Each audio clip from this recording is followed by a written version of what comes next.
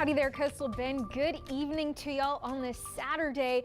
It's been pretty windy here if you haven't noticed, and that's thanks to this high pressure and low pressure, or rather the difference between the two. See, wind is just air moving from high to low pressure, and because these are so close and they're going to get closer, that's why we have been so windy and will continue to be windy for the next few days. We have toned it down in terms of the wind this evening, still though a solid 10 to 15 miles per hour across the board in the Coastal Bend, when we'd normally at this time be seeing 10 miles an hour, maybe even less.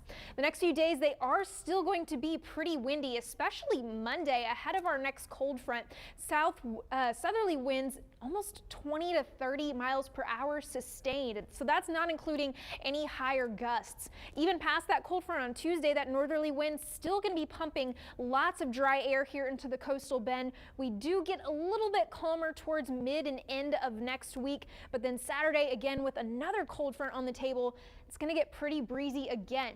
And now looking at this cold front setup, we actually have to go and look at the Pacific and the tropics specifically to understand our rain chances. So we've got Hurricane Rosalind that'll make landfall here along the western Mexico coast, but with this track that it has, it's going to throw a lot of moisture and energy, the remnants of it, here into south and central Texas. That is going to combine with the moisture from this high pressure here to our east as that moves off, and then this cold front comes down here into Texas, more of what we call a backdoor front rather than just dropping straight down.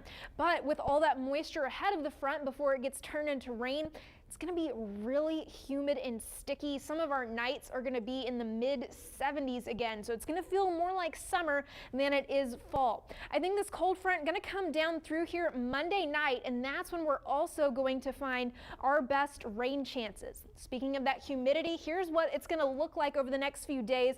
A couple spotty showers maybe tomorrow, pretty similar to today though in terms of temperature and cloud cover. Then we get pretty humid on Monday morning. Here's those mid 70s.